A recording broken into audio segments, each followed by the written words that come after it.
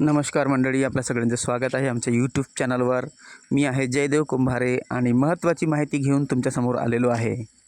मंडळी, आपण बोलूया दिव्यांग पेन्शनविषयी. कारण आधीच पेन्शन मिळालेली आहे बाकीच्या लोकांना जे दिव्यांग नाहीत. परंतु दिव्यांग लोकांसाठी महत्त्वाची बातमी अशी आहे मित्रांनो, की लवकरात लवकर तुमची पेन्शन मिळत आहे. पहा, ह्या आठवड्याच्या शेवटीच नोटिफिकेशन येईल आणि पुढच्या आठवड्यापासून वाटप सुरू होईल.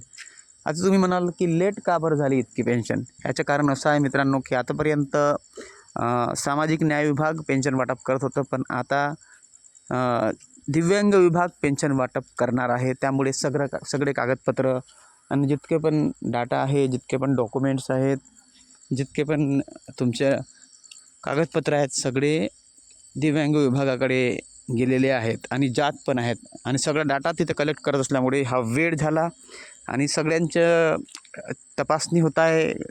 खरे डॉक्युमेंट, खोटे डॉक्युमेंट कोणाचे आहेत, तर सगळं काही चेक करत आहेत ते आणि त्यामुळे हा वेळ होत आहे मित्रांनो. म्हणून घाबरण्याचं काही कारण नाही. परमनंट लोकांना तर पेन्शन मिळूनच जाईल, परंतु टेम्पररी लोकांसाठी जो वाद होता की द्यायचं की नाही द्यायचं त्यांना पेन्शन, परंतु तो पण सॉल्व झालेला आहे. आता 3 महिनेपर्यंत प्रत्येक टेम्पररी दिव्यांगांना पेन्शन मिळणार आहे आणि 3 महिन्यानंतर पण पेन्शन मिळणं सुरू राहणार आहे त्या दिव्यांगांना, ज्या दिव्यांगांना त्यांनी टेम्पररीवरून परमानंट केलं. म्हणजे टेम्पररी दिव्यांगांना परमानंट करण्याची प्रोसेस आता सुरू होणार आहे. हे येणारे 3 महिने महत्त्वाचे आहेत. म्हणजे जे लोक टेम्पररी आहेत त्यांना परमानंट करण्याची प्रोसेस सुरू होईल.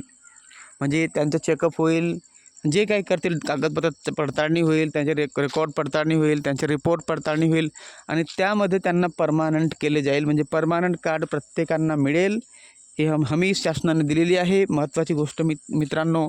पण हे 3 महिने तुम्हाला पेन्शन मिळेल आहे. 3 महिन्याच्या कालावधीत तुमची चेकअप होईल आणि त्यानंतरच मग टेम्पररीला परमानंट करण्यात येईल आणि पेन्शन नेहमीसाठीच सुरू राहील. पहा, हे लक्षात घ्या. म्हणून तुम्ही जर जेन्युइन असाल, तुम्हाला घाबरण्याची काही गरज नाही आहे. तुम्हाला फक्त आपले कागदपत्र सांभाळून ठेवायचे आहेत. तुम्हाला पेन्शन नक्कीच मिळेल मित्रांनो. आणि दुसरी गोष्ट, ई-KYC करून घ्या. आधार ई-KYC, UDID कार्ड ई-KYC आणि दिव्यांग पोर्टलवरची ई-KYC. ह्या तिन्ही ई-KYC खूप आवश्यक आहे, ते करून घ्या. आणि आधार आणि UDID कार्ड अपडेट करून घ्या. खूप महत्त्वाचं आहे मित्रांनो. त्याशिवाय तुम्हाला व्हॅलिडेशन मिळणार नाही आणि DBTची प्रोसेस पूर्ण होणार नाही. कारण DBT प्रोसेस दोन्ही याच्यामध्ये होणार आहेत. दिव्यांग पोर्टलवर पण DBT प्रोसेस होणार आहे. त्यामुळे तुम्हाला हे महत्त्वाचं आहे मित्रांनो. समोर पेन्शन मिळण्यासाठी खूप आवश्यक आहे आणि सगळे कागदपत्र सांभाळून ठेवा, तुम्हाला पेन्शन मिळेलच. Thank you for joining with me. आणि नवीन असाल सबस्क्राईब करा आमच्या चॅनलला, लाईक करा, हाईप करा आणि कॉमेंट करा. सबस्क्राईब नक्की करा. थँक्यू.